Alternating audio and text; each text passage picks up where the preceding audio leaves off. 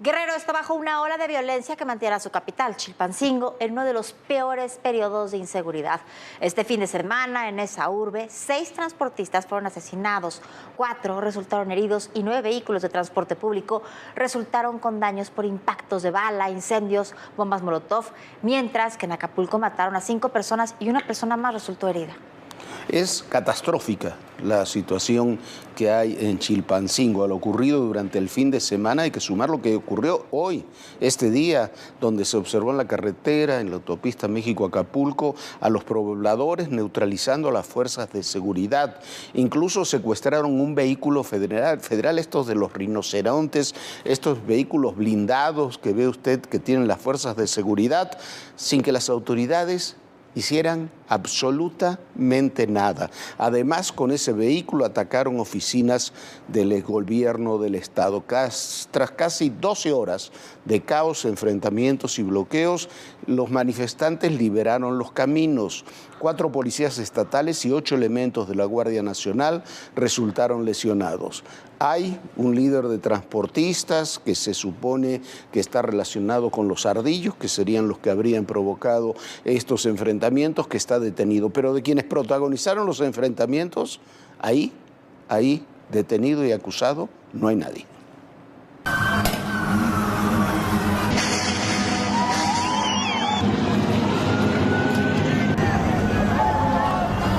Más de 2,000 manifestantes bloquearon la autopista del Sol y la carretera federal Chilpancingo-Acapulco, a la altura del poblado de Petaquillas. La movilización comenzó a las 10 de la mañana y tenía como objetivo el centro de Chilpancingo. Al ver que no les permitían el paso, se enfrentaron con palos y piedras con los policías y Guardia Nacional, quienes habían colocado barricadas para frenar la protesta.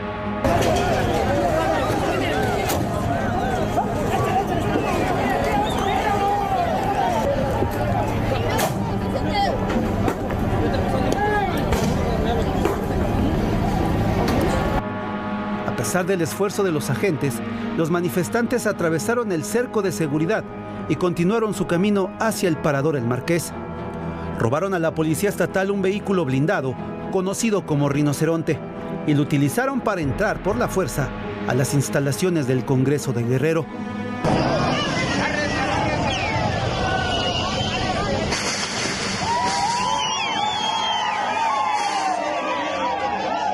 Ante los hechos de violencia, integrantes de la Mesa de Coordinación para la Construcción de la Paz hicieron un llamado de diálogo para atender sus demandas. La gobernadora Evelyn Salgado Pineda y el secretario de Gobernación, Ludwig Reynoso, sostuvieron un encuentro con los inconformes.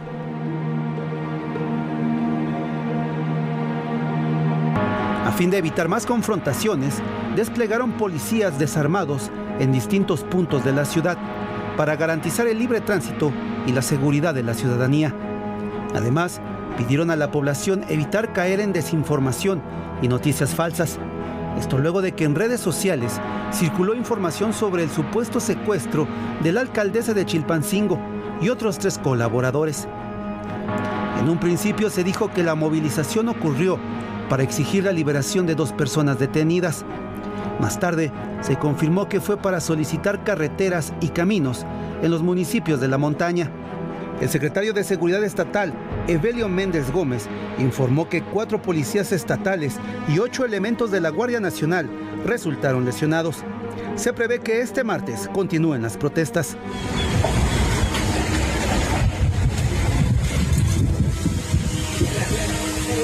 Seis choferes de transporte público fueron asesinados en Chilpancingo, Guerrero, durante el fin de semana. Integrantes del crimen organizado realizaron alrededor de 9 ataques a vehículos de transportistas en diversos puntos del municipio. Para ADN 40, Fuerza Informativa Azteca. A ver, que no le cuenten. Esto no es verdad lo que están diciendo las autoridades. Lo que hay en Chilpancingo es un enfrentamiento entre 2 grupos criminales que tienen expresiones políticas diferentes. Aquí se lo hemos platicado con todo detalle. Entre los ardillos, que eran los que tenían el control de la ciudad hasta la anterior administración, y los tlacos, que son los que tienen ahora el control de la ciudad. Son grupos que además tienen organizaciones sociales que participan con ellos. Todo esto que vimos hoy, lo que vimos ayer, lo que vimos en el fin de semana, lo que ocurrió desde el día que le mostramos aquí, de los 7 cuerpos descuartizados que aparecieron con un mensaje para la presidenta municipal a unos metros de la presidencia municipal, el video que se difundió de la presidenta municipal reunido con uno de los líderes de los Ardillos, tiene relación con esto.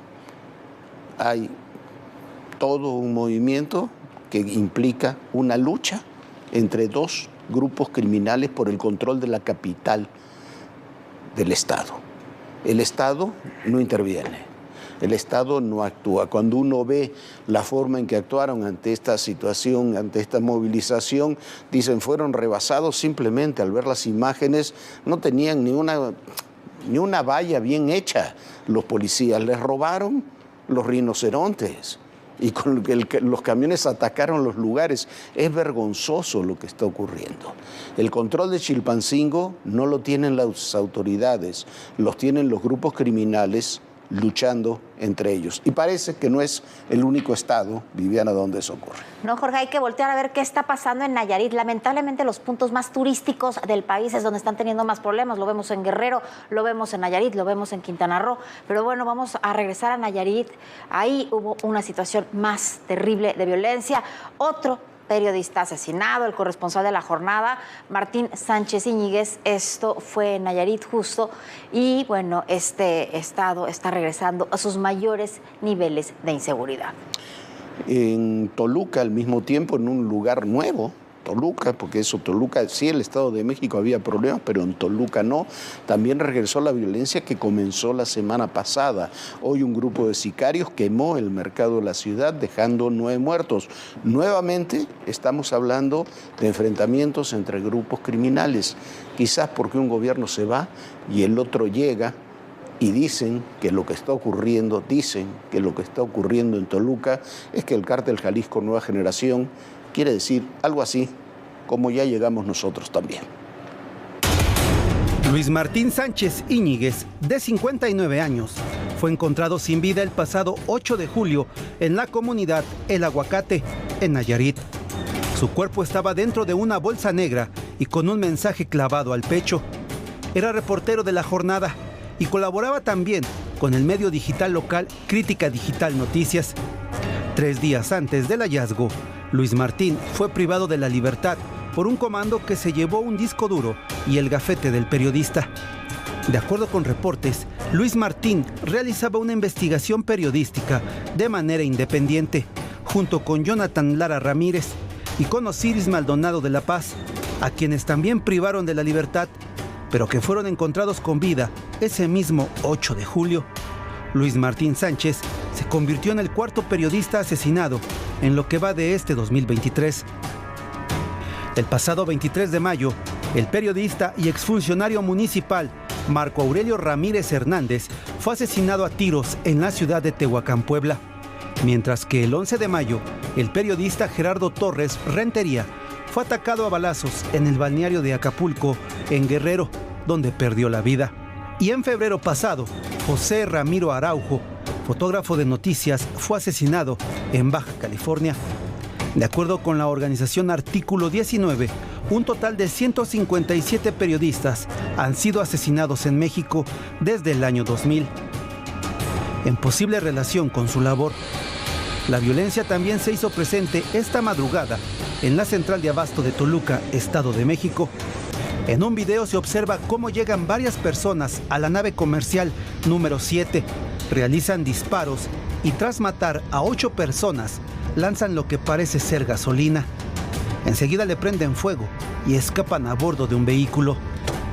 Por este hecho, hay 9 personas fallecidas y 4 detenidos. Se trata de integrantes del grupo de vigilancia privada, a quienes investigan por no estar patrullando al momento del ataque y por no emitir la alerta en ese momento. También se sabe que casi todas las cámaras de vigilancia fueron apagadas. Las autoridades estatales descartaron que este hecho esté relacionado con el abandono de cuerpos de la semana pasada. y que se trató de un posible ajuste de cuentas entre comerciantes. Otra vez las autoridades nos están engañando, es evidente lo que ocurrió, se ve en videos, no es un altercado esto entre comerciantes. Si es un conflicto entre comerciantes, no incendian todo el mercado. Esos son grupos criminales, y si son comerciantes ligados a grupos criminales que llegan con gasolina, con armas, que disparan, que tienen contacto con la empresa de seguridad para que no participen, para que no hagan nada, y además para que apaguen las cámaras de seguridad. Esa es la realidad que estamos viviendo, Viviana. Bueno, y este tipo de incendios a mercados para amedrentar a la población o por ajustes de cuentas o porque no han pagado precisamente las cuotas que se les piden, ha sucedido en Acapulco muchas veces, lo vimos ahora en Toluca, es una práctica común. Y bueno, la violencia no creo que se quede aquí, continúa la violencia en muchos otros estados del país. Hubo 9 sicarios abatidos en Tamaulipas, 3 hermanos policías fueron secuestrados y asesinados en Cajeme, en Sonora. En Nuevo León asesinaron y quemaron a 2 personas dentro del vehículo del jefe de la policía de Villalbama.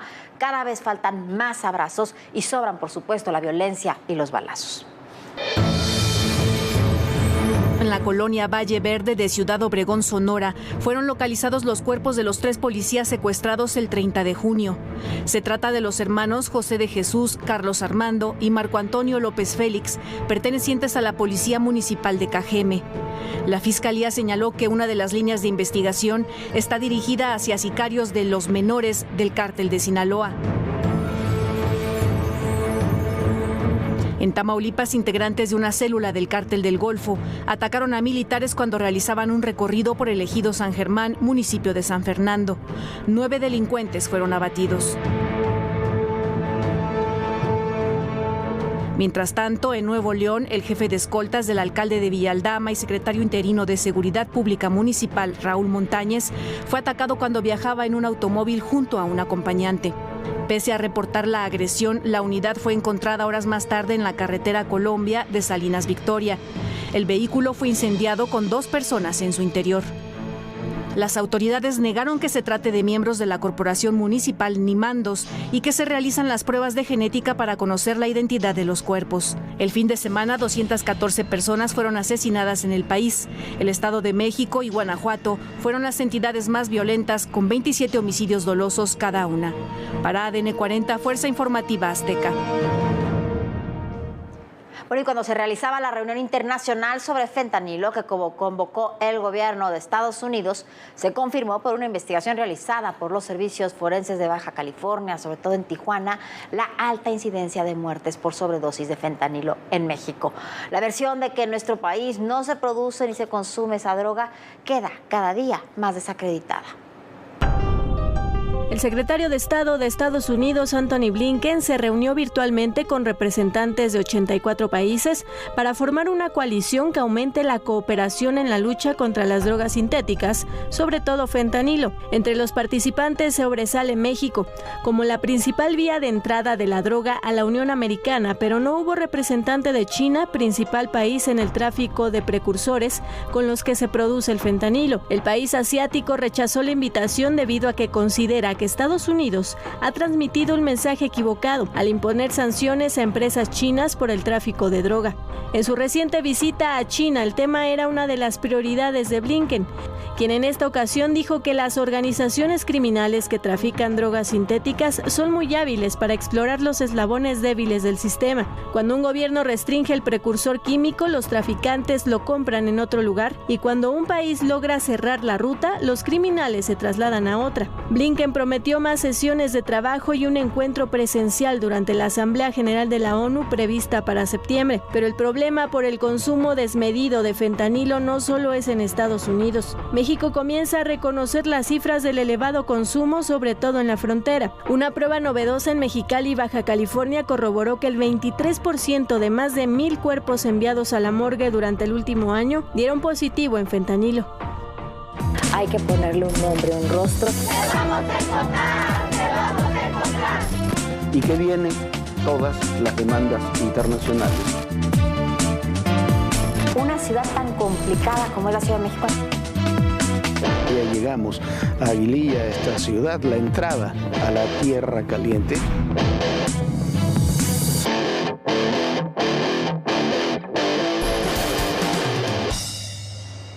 Y en otra vuelta de tuerca, en el caso Ayotzinapa, fue detenido un general en retiro, Rafael Hernández Nieto. Rafael Hernández Nieto era coronel cuando se dio la desaparición de los jóvenes de la Normal en Iguala, allá en el 2014. Una vez más se detiene un general en retiro solo con las declaraciones de sicarios dejados en libertad y ahora convertidos en testigos protegidos, y están además todos protegidos por la Fiscalía Especial del caso. Así están las cosas. Siguen las capturas de presuntos involucrados en el caso Ayotzinapa. Ahora se trata del general retirado Rafael Hernández Nieto, quien fuera comandante del 41º Batallón de Infantería de Iguala Guerrero, cuando desaparecieron los 43 normalistas de Ayotzinapa. Fue detenido el 6 de julio en la ciudad de Puebla, en cumplimiento a una orden judicial, para que responda a los cargos de desaparición forzada y delincuencia organizada. La captura del general Hernández y otros 16 militares fue ordenada por la jueza Raquel Ivette Duarte Cedillo por su presunta responsabilidad en el caso Ayotzinapa. En 2022, la propia Fiscalía se desistió y el juzgado canceló las capturas. En la orden de captura anterior, a 15 militares se les acusaba por desaparición forzada y delincuencia organizada, pero las nuevas son solo por desaparición forzada. En septiembre de 2022, un juez federal dictó auto de formal prisión al general brigadier José Rodríguez Pérez, ex jefe del 27 Batallón de Infantería en Iguala, por delincuencia organizada, delitos contra la salud y por supuestos vínculos con el grupo delictivo Guerreros Unidos. Pese a que el 19 de agosto la Comisión para la Verdad y Acceso a la Justicia del caso Ayotzinapa señaló al general de ordenar la ejecución de 6 normalistas, ninguno de los militares fue acusado por homicidio. La acusación contra el general Rodríguez Pérez es con base en las declaraciones del testigo protegido Juan, quien dijo que sobornó a militares, funcionarios y policías para proteger a Guerreros Unidos. Este testigo es Gilberto López Astudillo, alias El Cabo Gil, jefe de plaza de Guerreros Unidos en Iguala, de quien está documentado, participó en la desaparición de los normalistas. Documentos indican que a mandos militares se les ha propuesto acogerse al programa de testigos protegidos, pero se ha negado al no ser responsables de los hechos en los que pretenden vincularlos. Bueno, solamente vamos a decir, esta es una de las investigaciones más vergonzosas que se han llevado a nivel de la Fiscalía, en este caso de la Fiscalía Especial, y una vez más hay que insistir en eso, se detiene a personajes cuya única prueba en su contra son declaraciones de testigos protegidos que recordaron esos hechos muchos años después, cuando se los liberó, para que declararan en contra de personajes políticos. Un militar más, un general ya en retiro más, que está en prisión sin una sola prueba en su contra. Sí, Jorge, es una tragedia lo que está sucediendo, porque como bien dice Jorge, como está escrito en el libro que tiene Jorge de La Noche de Iguala y este documental, a ver, están todas las investigaciones de qué sucedió. Y tan fue así que encontraron las cenizas y los restos de algunos de los estudiantes en el basurero de Cocula y luego en el río San Juan, en estas bolsas de basura, fue porque estos mismos, que ahora son los testigos protegidos, rindieron su declaración y dijeron dónde estaban los restos de los jóvenes. Por eso se dio con ellos. Y bueno, ahora resulta, después de que declararon estos sicarios, dicen dónde estuvieron los jóvenes, se encontraron restos de los jóvenes en ese lugar, los responsables son quienes los detuvieron, Jorge. Bueno, y ayer murió un personaje central en el último medio siglo de vida política en México, Porfirio Muñoz Ledo, una de las mentes políticas más brillantes, contradictorias, con muchos claroscuros, pero con una historia que cruza una y otra vez la de nuestro país en los últimos 40 años, con todas sus virtudes y sus defectos, con sus aciertos y con sus errores, con una luminosidad increíble en ciertos ámbitos políticos y también, hay que decirlo, con zonas oscuras. Pero siempre destacado Porfirio Muñoz Ledo por una inteligencia envidiable.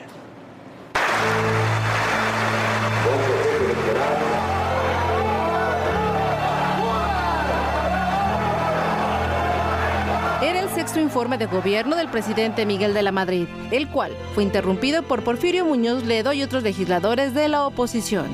Fue así como se rompió el protocolo con un partido revolucionario institucional que por primera vez había perdido la mayoría en el Congreso. Es uno de los episodios que a lo largo de su vida política protagonizó Porfirio Muñoz Ledo. Y es que la política mexicana moderna no podría ser entendida sin él.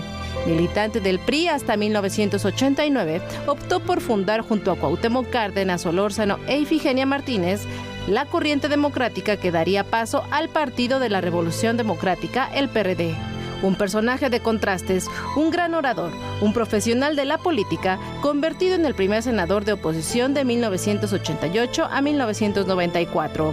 Desde distintas trincheras, Porfirio Muñoz Ledo fue un duro crítico, lo que lo convirtió en contradictorio, porque así como en su momento apoyó a Cuauhtémoc Cárdenas, en el año 2000 intentó contender por la presidencia, pero a mitad de camino se bajó y se sumó a Vicente Fox.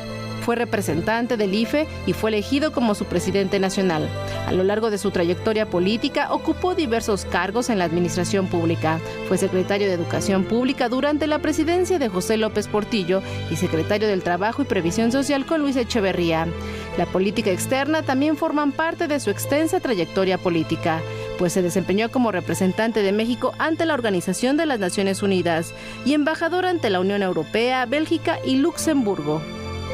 Militó en el Partido del Trabajo y más reciente en Morena, con quien por segunda vez fue presidente de la mesa directiva de la Cámara de Diputados. Incluso fue quien le puso la banda presidencial al presidente López Obrador, pero en los últimos años fue un crítico de este gobierno. Este domingo 9 de julio perdió la vida a los 89 años y hoy sus restos estuvieron en el Congreso de la Unión, donde le rindieron un homenaje.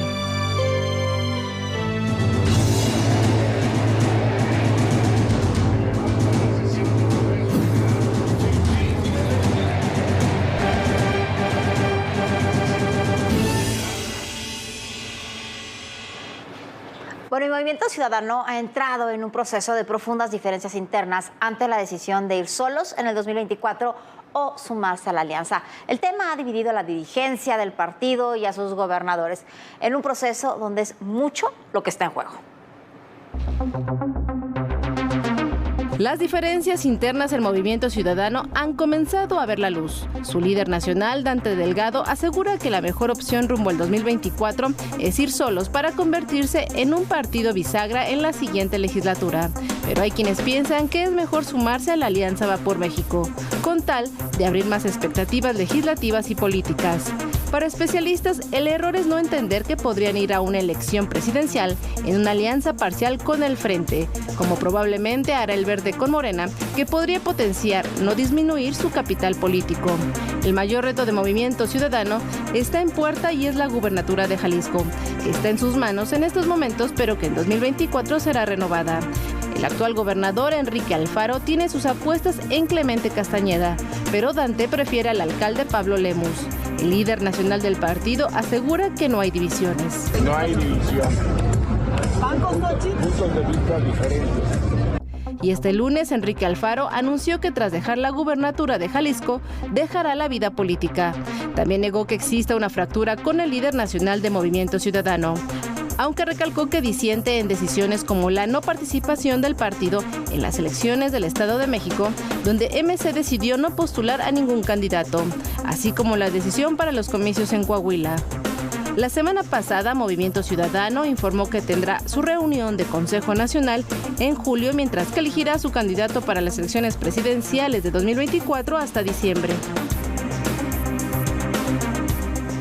Y bueno, mientras todo esto sucedía, hoy presentó Marcelo Ebrard, uno de los corcholatas, vamos a llamarle así, de los aspirantes en realidad de Morena, una propuesta de política de seguridad, la llamó Ángel, un programa con el que busca, dijo, pacificar México o lograr recuperar la pacificación de México. Incluye 8 acciones como el uso de inteligencia artificial, reconocimiento facial, la utilización de drones, sobre todo la creación con todo esto de una de una gran base de datos que pueda trabajar, una base con inteligencia artificial que pueda trabajar todos estos elementos. Mire, la propuesta, estuvimos en ese evento, nos invitaron a ver la propuesta de seguridad, ahí estuvimos y estos puntos están muy bien, estos 8 temas están muy bien, son necesarios, son imprescindibles.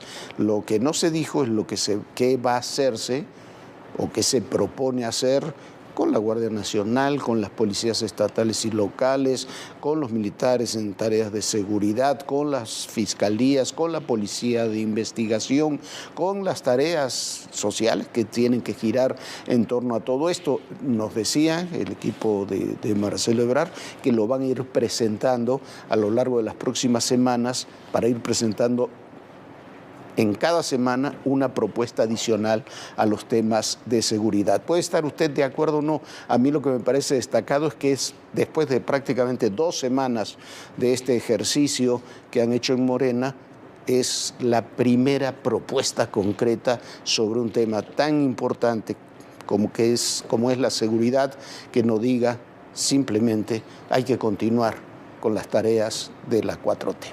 Es así, están las cosas.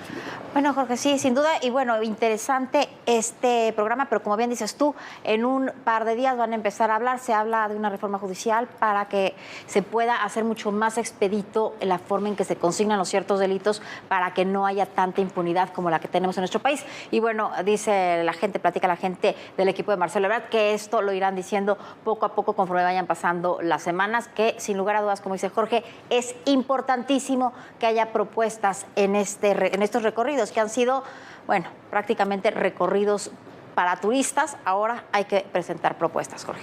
Sí, ya nos vamos. Ya nos vamos. Muchísimas gracias por acompañarnos. Los esperamos mañana y recuerden, el poder en la política, todo, pero absolutamente todo es personal. Gracias.